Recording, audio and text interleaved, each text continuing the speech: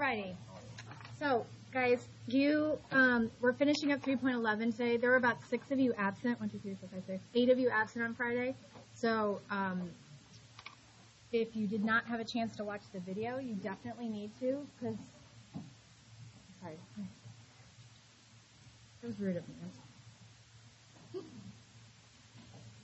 So, if you were here on Friday, we learned how to graph the friends of sine, cosine, and tangent, and we are moving on from that. We're not even really doing anything with that today, so you definitely need to go back and watch that video if you were not here on Friday, okay, if you have not had a chance to.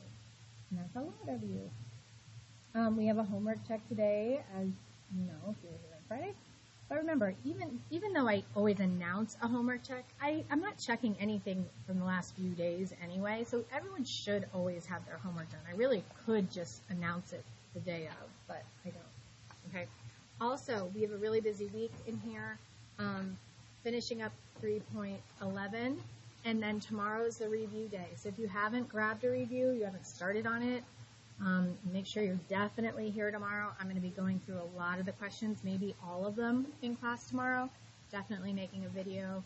And a lot of the test review is calculator stuff, okay? So you have to really know how to find intersections and mins and maxes and zeros, all those skills on the calculator, because that's what a lot of the questions are, okay? So you have a whole class period to take that test. One class period, it's 9 multiple choice, and an FRQ. So if you know the review, you should have no problem finishing the testing class. But if you're not going to take the review seriously, of course, that will result in not such a great situation.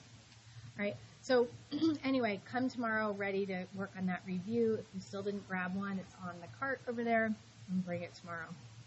Okay. So trig, then the rest of the week. So then Wednesday, I will see you guys probably. If you're here, we've talked about it so many times, I hate to repeat myself again, but there were a lot of people out on Friday. So Wednesday, I'm proctoring, but I think we should have no problem I think I should have no problem being here 6th period on Wednesday, which will just be, does anybody have any questions on the review? I can answer any additional questions. Nothing new, though. And then Thursday's the test. Okay, good. Okay, so I'm starting in the middle of this page. It's kind of out of order. We don't have a lot of notes. Let's just go ahead and go through them. We are continuing with reciprocal identities, which is what we graphed on Friday. And if you remember, we had to know who the friends were.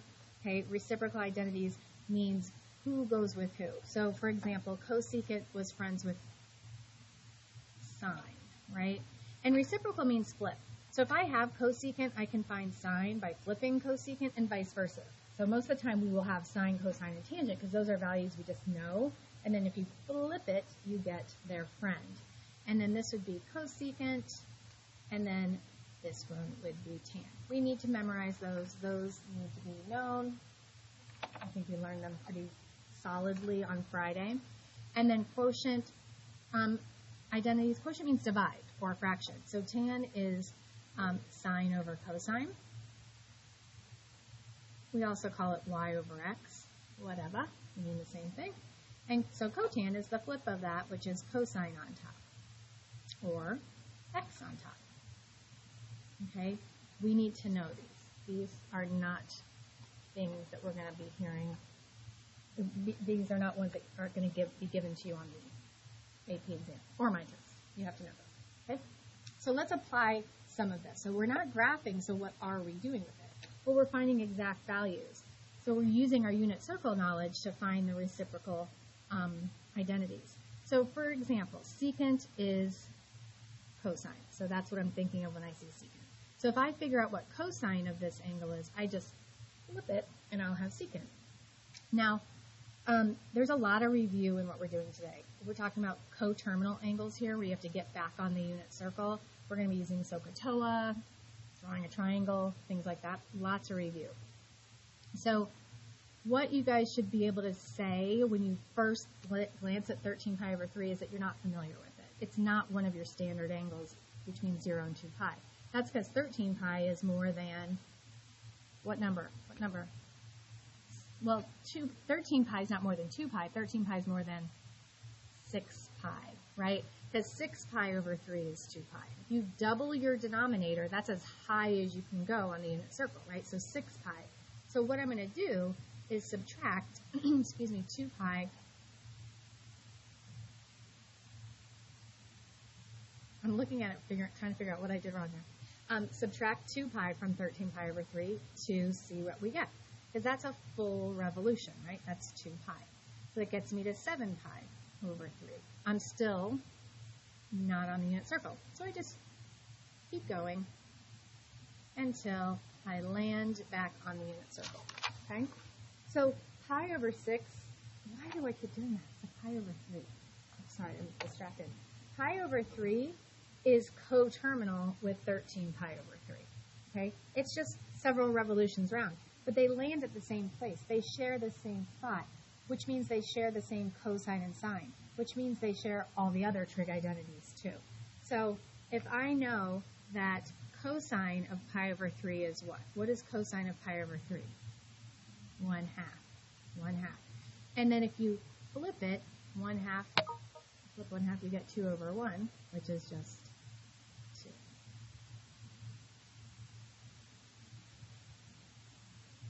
Okay, let's do another one. 17 pi over 4 is not on the unit circle. How do I know? Quick glance. 17 is more than what number? 8, right? 8 over 4 is 2. So I need to make 2 pi with a fraction, common denominator, that's 2 pi. And I'm going to keep going until I am on the unit circle, also known as less than 3 pi. And there we are. So sine and cosine of this angle is the same. We specifically want sine, but it doesn't really matter, right? So when you flip, so it's square root of 2 over 2, right? When I flip that, I get 2 over the square root of 2. And you can leave your answer like that. You can leave radicals in your denominator. In fact, when you go to calculus, it's required. You're not allowed to rationalize your denominator. You have to leave it like that. We're kind of in that in-between zone where you'll see it like this, or you will see it written with the radical not in the denominator. That's called rationalizing. So let me just show you the work there. So why, if it doesn't matter which way you do it, why am I making you guys look at this? Well, because on a multiple choice test, you could see one or the other. So if it was a just fill in the blank or whatever, yeah, I would just write that. And you'll see us do that in another example here in a second. It's fine, you can leave a radical in the denominator. But on a multiple choice situation, you might not have that as one of your choices. And they might have, whoever made the test might have rationalized the denominator, which means got the radical out of the denominator. So either one of these is exactly the same thing, okay? So know how to do it, even if you don't feel like doing it in the homework, okay? All right, 9 pi over 2, 9 is more than 4, so I'm going to subtract 2 pi, which is 4 pi over 2, until I'm on the unit circle.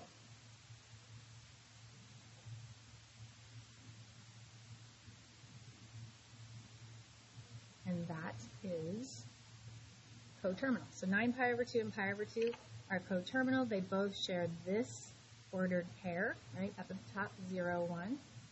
And cotan is 0 over 1, x over y, cosine over sine. Anytime you have 0 on top, the answer is just 0. If 0 is on the bottom, what would we write? Undefined. And last one, we have a negative angle. Same idea. It's not on the unit circle if it's negative.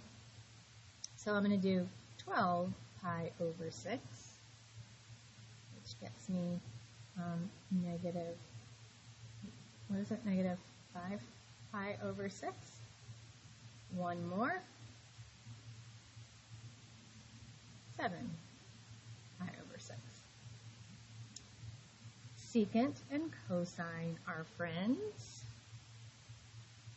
Cosine of all of my denominators of 6 is square root of 3 over 2. And if I'm in quadrant 3, cosine is negative. And then you flip it.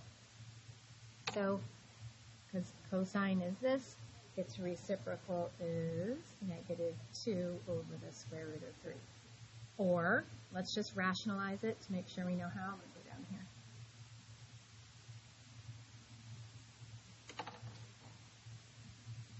So to rationalize my denominator, I just multiply by that radical, do the same thing to the bottom and the top.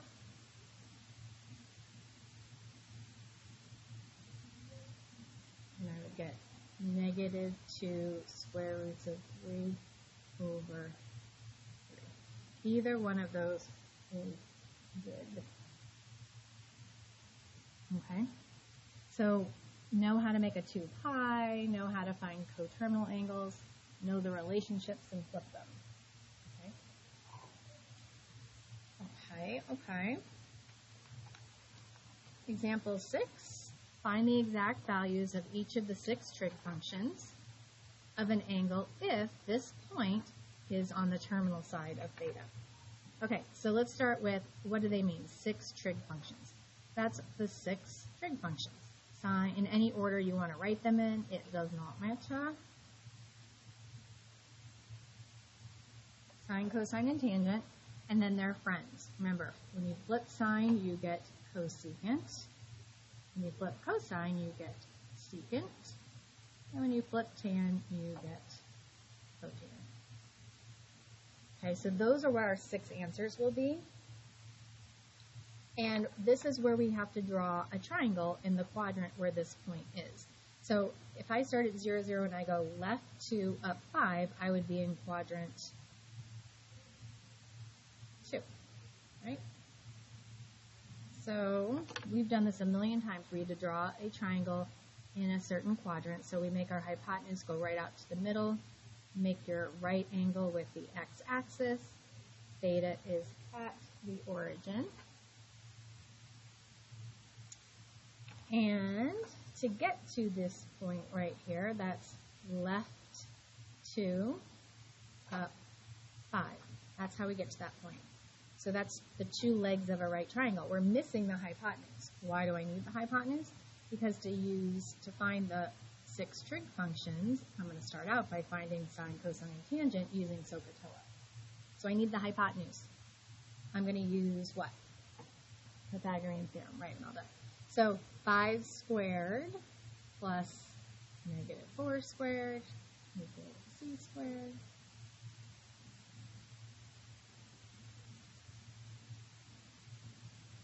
And our hypotenuse is always positive, so it's the square root of 29.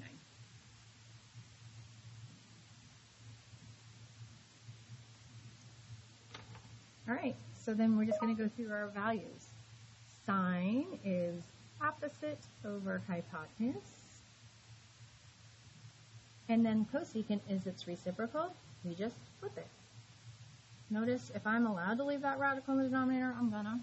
Why would I do more work? Okay, just know how to do it.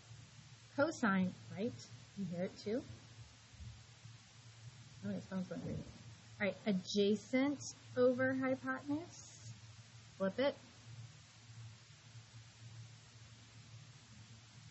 And tan is opposite over hypotenuse. And flip it. Okay? One more.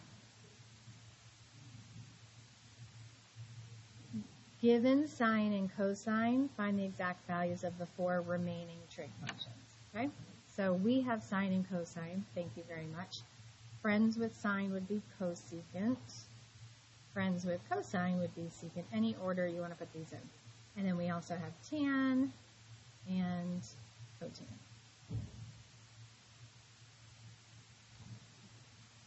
So for cosecant and secant, I'm just going to flip those given fractions. They already gave us the fractions. Okay, so it's just going to be 13 over 2 square roots of 13. And secant would be 13 over 3 square roots of 13. Just knowing the relationships. Now, if you had to rationalize, you would. You don't have to. Okay, now tan is sine over cosine. So I'm going to do a little bit of work here. So this is sine divided by cosine. Sine over cosine. So we have a fraction divided by a fraction. I could write all that out, but skip to the next step. How many times have we done this? Keep, change, flip business. You keep your first fraction to sine, change division to times, and then flip the second fraction. fraction. And then start canceling stuff. Square roots of 13 will cancel, 13 will cancel, and we're just left with 2/3. And then flip it, and you get 3/2.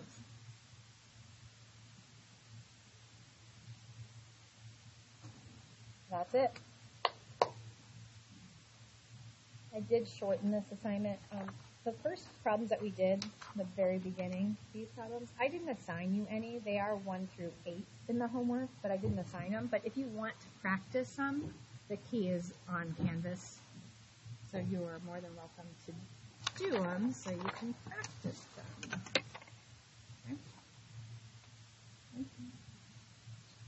Okay. So, find that.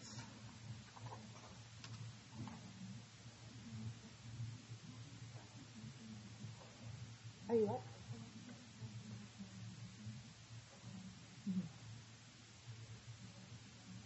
Okay, so 9 through 12 is just more practicing with all students take calculus. Figure out what quadrant they're in. So 9 through 14 on this page. And then 17 through 20 on the next. I'm going to tell you in checking. Yep, that's it. Just that practice.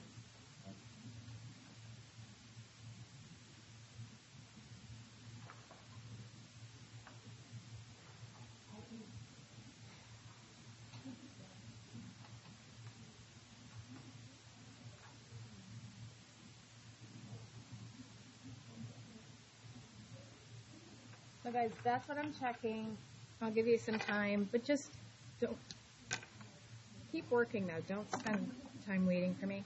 And don't throw away the rest of the old C homework. We're still in Unit 3 when we come back from break, so don't empty out your notebook.